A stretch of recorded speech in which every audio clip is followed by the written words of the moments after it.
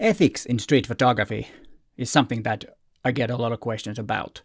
What is the ethics and what's okay to photograph and why, and what are the things that we need to consider when we're photographing in the public and we're photographing people without their consent? Or should we avoid doing that and always have a consent when we're photographing people in public places?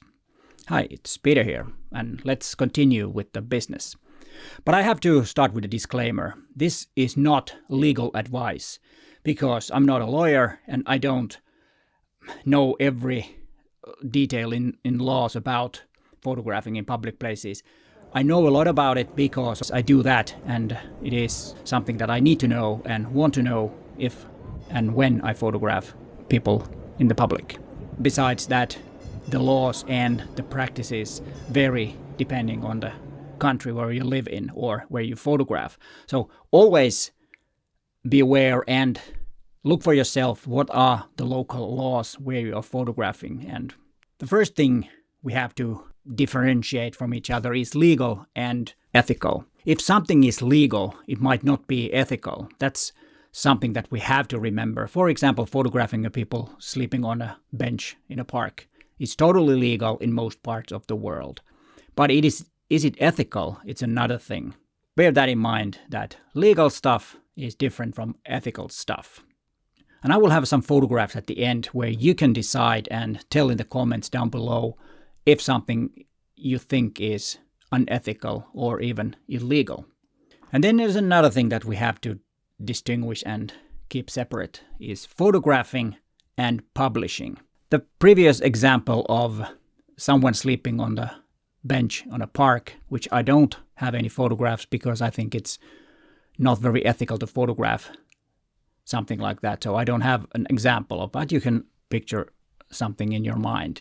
In Finland, I can photograph someone passed out on a bench in a park. No problem with that.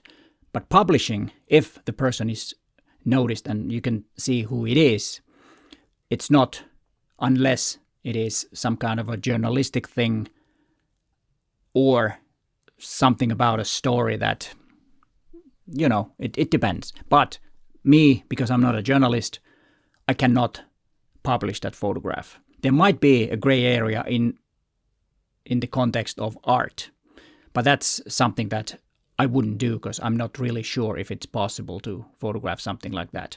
And the same goes with anything that if you show the person in bad light, and I don't mean the light that comes through, but I mean a thing, let's say that someone is, taking a piss in the park and you photograph that, or someone is totally wasted and drinking in the streets or something like that, or makes a crime or does something that you kind of humiliate the person.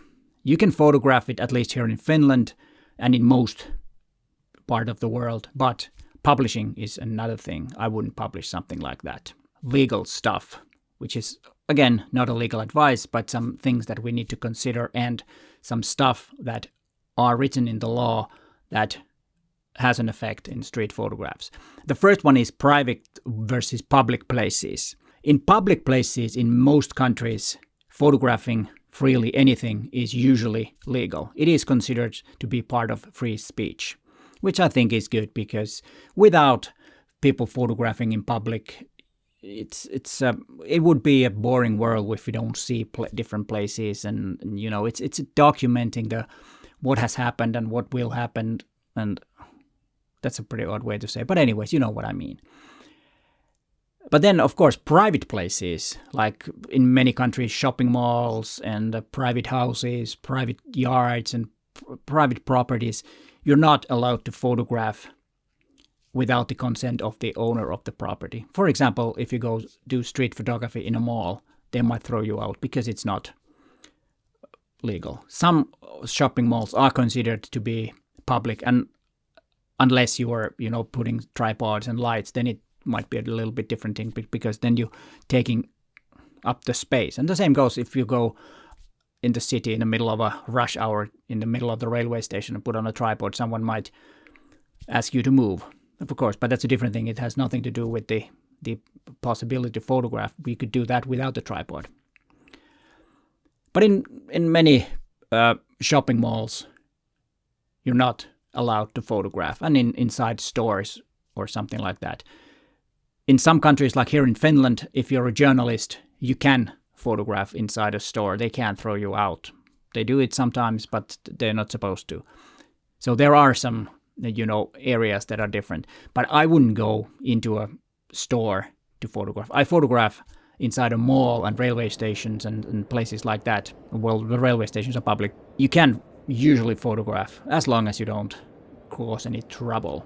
Probably if I were to go and stick my camera to someone's face and use a flash like Bruce Gilden type, probably I would get thrown out because they would consider that's harassment. But if I just photograph candid portraits of people, there's no problem with that. But remember, it's always good to know if the place is public or is it private. And then there is commercial use. If you take a photograph of a person anywhere and use it in a commercial, you need a consent. That's across the board in any country almost. I don't know any place or haven't heard of a place where you cannot or can use a photograph in a commercial without a consent. If it's a shot from the streets and there are no, recognizable people, then it's a bit of gray area. I don't think this is a problem for most of us or most of you guys, because I don't think there are that many commercial photographers. And if they are, they probably already know this. But remember, this applies also to if you sell your images to stock agencies, because then there might be some restrictions for the use if you don't have a consent. So that might apply, and that is commercial use. What about using it in your website? Well, that's again a gray area. Is that commercial? In a way it is, but then it could be in a context of art. Then it's again a little bit different thing. That's not considered to be commercial. And then there's the question of GDPR and privacy laws. It raises some concerns.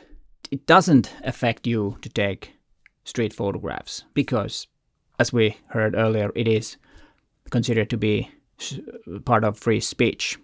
And then there are exceptions for artistic use and photojournalistic use.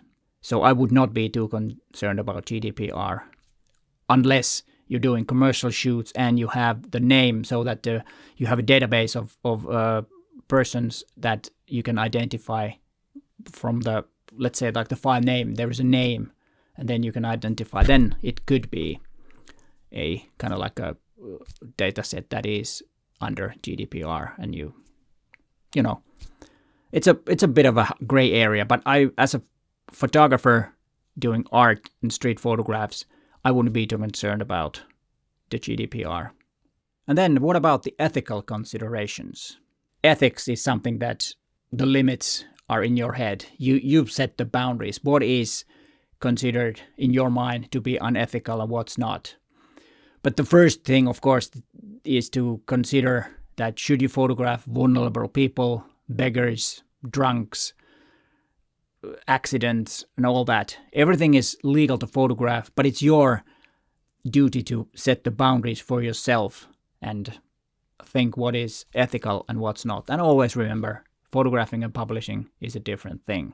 Don't take unkind or degrading photographs, and don't sexualize subject. That's something that you should not do. And that is something that I'm very careful that I don't do that. I don't photograph, underage people that could be considered to be, well, I'm not going to say the word because YouTube might flag this video. And then if someone confronts you, if someone gets upset that you photograph that particular individual, delete the photo. No photo is worth taking the risk that you get into trouble because of taking that photo. And as I already said, the level of ethics is personal.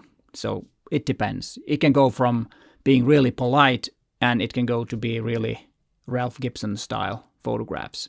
Why this ethic is a bigger thing now than it was 20 years ago when I had my previous time when I did a lot of street photographs is, of course, social media. People are really afraid that, they've been, you spread the images in social media and all that. Because 20, 25 years ago when I went out and took some candid street photographs, and I sometimes asked consent and took some photographs that I asked, can I take a photograph? People asking, how are you going to use it? And they were very afraid that it's going to be in a newspaper. And I said, no, I'm not a journalist. It's not going to be in a newspaper.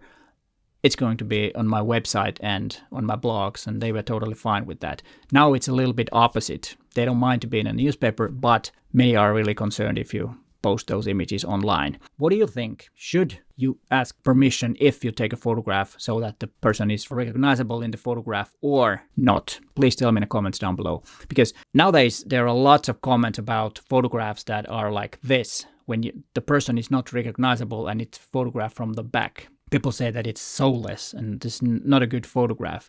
But the reason is that the privacy concerns are so big nowadays that's why many of us do that, and that's why it's gotten to be more common. Okay, another reason could be that there are a lot more street photographers that might be a little bit intimidated to photograph in public so that people notice that you take their photograph. But I have to assure you that it's very seldom a problem. People are very nice, and if you don't harass them and just stick the camera to their face, they're probably totally okay. And if they ask you to take or delete the image, then just do it.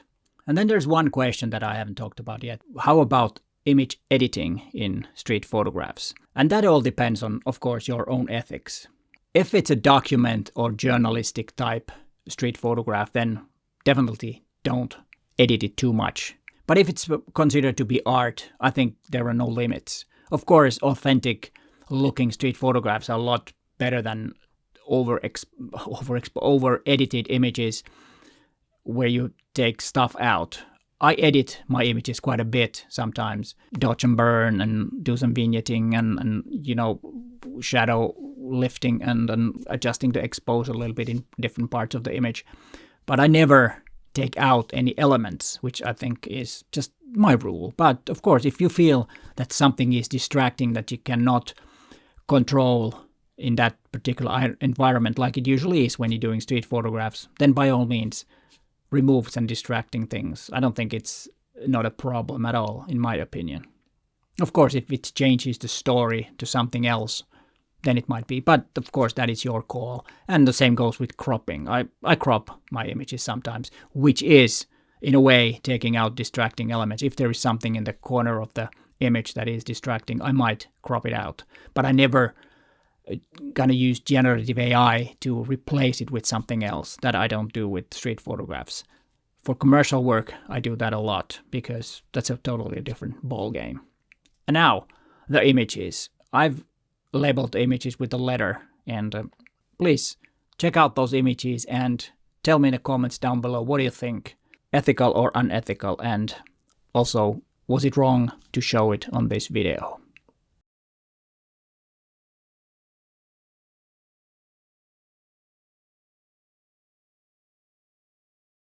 So now you've seen the images, and I hope you enjoyed those, and tell me in the comments down below if this and that photograph was unethical in your standards. And that's something also for you to think. Would you have photographed it? And if you have some explanations why you think it's ethical or unethical, please let me know that also. And here is some more videos for you to watch. But hey, thanks for watching and bye for now.